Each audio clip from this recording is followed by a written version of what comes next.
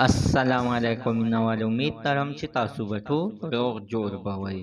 عزتمنو په فیصل آباد کې د ډېر د غربت د وجې نه یو پلار خپلې دوه پیغلې لورانې بې دردۍ سره ووژلې.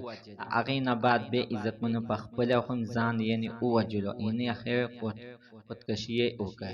راځئ مینهواله داسې واقعه ولې مخې ته راځي او اخر دغه پلار ولې مجبوره شو؟ ټول معلومات زه تاسو سره په دې ویډیو کې شریکوم. ما ساده ویډیو تر اخره پورې وګورئ چې تاسو ته پوره معلومات در ورسیږي. دې معلومات نه مخکې راول زه تاسو ته د یادګینه وکم، تاسو کو چارل زموږ په دې سوپر کلیک چینل کې نوي وئ، چینل هم نوي سبسکرایب کړئ.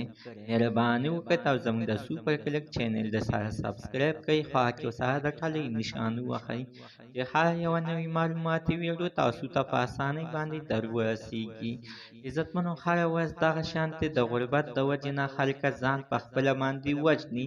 چې نن څنګه عزتمنو په فیصل آباد کې یو پلار چې دوه لورانې وي او یوه یې ښځه وه.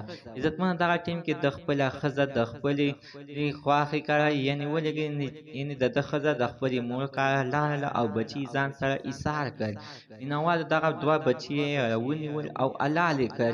مینهوالو چې د دغه دوی حلال کړ نو بیا یې د هغې نه بعد یو خط ولیکل او هغه خط کې ولیکل چې زه چې دا هر څه کوم د ډېر د غربت د وجې نه کوم، زه چې څومره پیسې ګټم هغه زما د خیر ټیم نه کېږي، نو دې کې به زه د بجلۍ بیل او د کور کرایانې یعنې څنګه خلاصې کړم، نو زه مجبوره شم د دغې د وجې نه مې خپلې دوه پیغلې لورانې حلال کړې او اوس ځان په خپله باندې هم وژنم.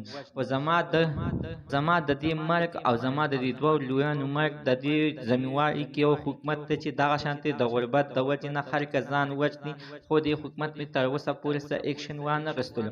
الله تعالی دې زموږ او ستاسو د باندې رحم وکړي او الله تعالی دې موږ او تاسو د داسې غمونو او مصیبتونو نه وساتي.